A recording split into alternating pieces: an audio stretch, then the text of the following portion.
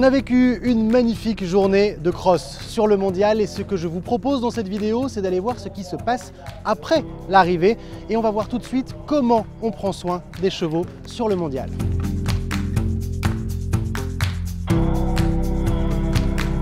On est dans la zone de récupération, la zone où on récupère les chevaux après pour les refroidir, pour baisser le rythme cardiaque après le cross, vu qu'on leur demande un effort quand même très intense.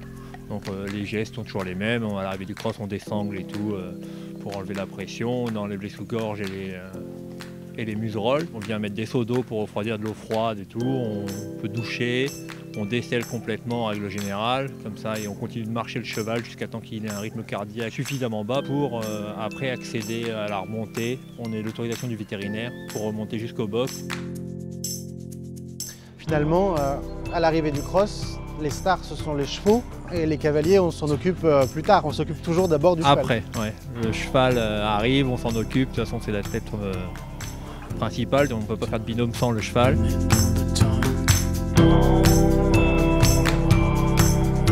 On vérifie que les chevaux n'ont pas une micro-plaie ou quelque chose comme ça, il n'y a pas eu un petit contact avec un obstacle. Et puis c'est surtout une zone où on vérifie les paramètres de récupération, on mesure la fréquence cardiaque. Et puis le deuxième paramètre qu'on gère, c'est la température corporelle du cheval. Si on n'a pas une action de refroidissement quand même assez immédiate, ça peut créer des dommages entre guillemets physiologiques. Donc le rôle de cette zone-là, c'est de refroidir très précocement les chevaux.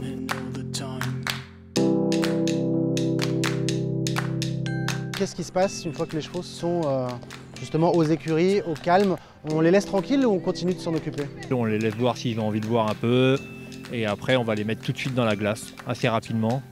Et après, un coup qu'on a fini les soins, la glace, la terre, faire brouter un peu le soir pour les laisser décompresser. Après une bonne nuit de repos, chevaux et cavaliers auront rendez-vous pour le dernier test de ce mondial, le saut d'obstacle. Mais pour y arriver, il faudra passer sans encombre la deuxième inspection et c'est là qu'on se retrouve pour la prochaine vidéo.